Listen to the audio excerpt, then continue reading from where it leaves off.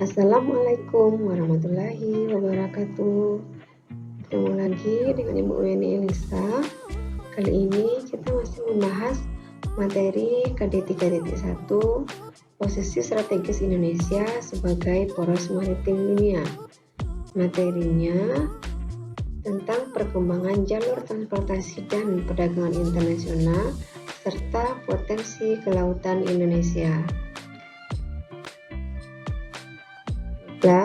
Yang pertama, kita bahas dulu tentang perkembangan jalur transportasi dan perdagangan internasional di Indonesia.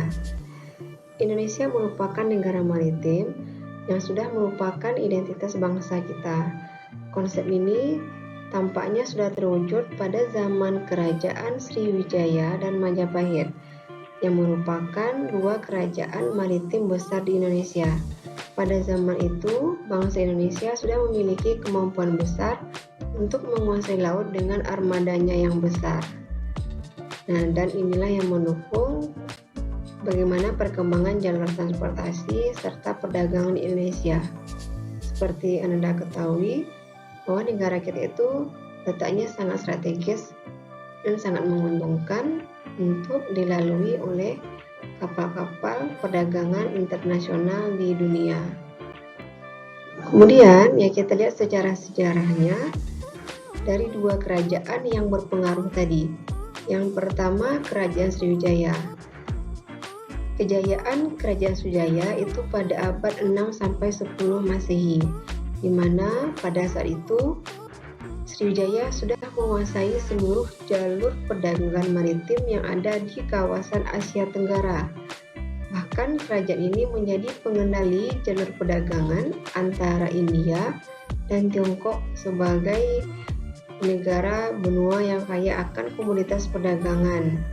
Dan hal ini didukung dengan menguasai Selat Malaka serta Selat Sunda pada zaman tersebut. Di peta ini bisa kita lihat bagaimana jalur ekspedisi dari Kerajaan Sriwijaya pada abad ke-6 sampai 10 Masehi. Selanjutnya ada Kerajaan Majapahit yang berada di Pulau Jawa. Hampir sama dengan Sriwijaya.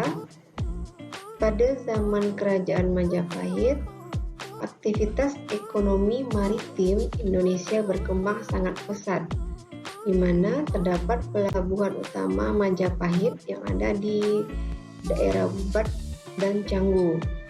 Di kedua pelabuhan ini berlabuhlah kapal-kapal dari seluruh Nusantara serta mancanegara seperti Siam, Myanmar, Champa, Kamboja, Tiongkok, India, dan Bangladesh.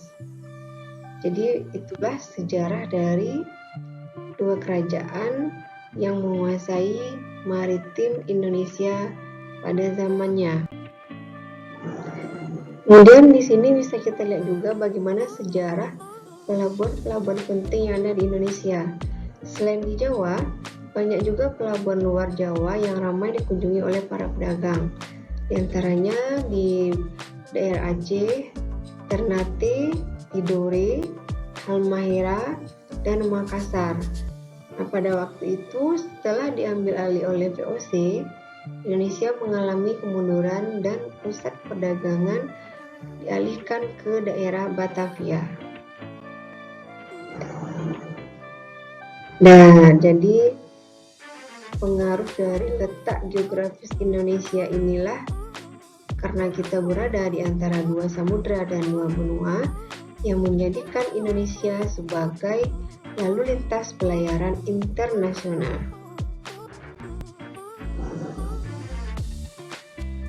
Berikutnya, ini bisa Anda melihat bagaimana peta wilayah NKRI dan ALKI atau alur laut kepulauan Indonesia. Perairan Indonesia memiliki beberapa jalur laut utama, yaitu ada Laut Natuna, ada Laut Jawa, Laut Flores, Laut Sulawesi, Laut Maluku, dan Laut Banda. Kemudian negara kita juga memiliki 4 titik strategis yang dilalui oleh 40% kapal-kapal perdagangan dunia yang istilahnya disebut dengan choke points atau titik strategis. Di mana saja letak titik strategis itu? Yang pertama ada di Selat Melaka, kemudian yang kedua di Selat Sunda, kemudian Selat Lombok, kemudian Selat Makassar. Nah, itulah dia 4 titik penting atau choke points dari negara kita.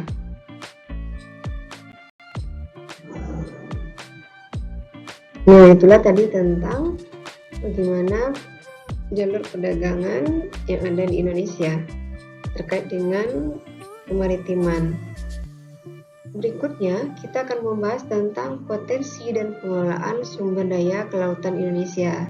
Seperti Anda ketahui, Laut Indonesia sangat berpotensi dan sangat kaya sekali dengan sumber daya alamnya, di mana potensi sumber daya kelautan Indonesia menjadi sumber daya terbarukan, tidak terbarukan, dan ada yang berupa jasa. Apa saja yang termasuk potensi kelautan Indonesia tadi? Yang pertama, kita lihat yang pertama adalah sumber daya perikanan. Sumber daya perikanan terdiri dari perikanan tangkap maupun perikanan budidaya. Dan Laut Indonesia memiliki angka potensi lestari sumber daya ikan sebesar 6,4 juta ton per tahun. Wah, sungguh besar sekali ya. Kemudian yang kedua, potensinya berupa energi kelautan. Energi kelautan Indonesia dapat dikatakan terbaik dan terbesar di dunia. Energi kelautan itu diantaranya adalah berupa energi gelombang laut, energi pasang surut, serta energi panas laut. Yang ketiga, sumber minyak dan gas bumi. Ini adalah salah satu sumber daya alam yang banyak di negara kita.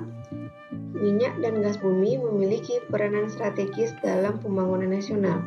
Sekitar 70% cadangan minyak dan gas bumi Indonesia terdapat di kawasan pesisir dan lautan. Yang keempat, potensi dari wisata bahari atau wisata laut. Wisata bahari antara lain mencakup kegiatan seperti rekreasi perahu, kapal pesiar, olahraga air, sejarah maritim, pendidikan, dan terkait dengan komponen berbasis tanah seperti hotel, resort, dan restoran. Kalau kita berbicara wisata, nah negara kita juga sangat kaya sekali dengan wisata kelautannya atau bahari. Ya, karena negara kita memang dikelilingi oleh lautan. Yang kelima, potensi berupa jasa angkutan laut. Pertama, transportasi. Jasa angkutan laut adalah setiap kegiatan pemindahan orang dan atau barang dari suatu tempat ke tempat lain dengan menggunakan kapal dari satu pelabuhan ke pelabuhan lain dengan dipungut bayaran. Nah, ini jadi termasuk juga sebagai potensi dalam bidang kemaritiman atau laut. Baiklah, sekian saja materi kita untuk hari ini. Mengucapkan terima kasih.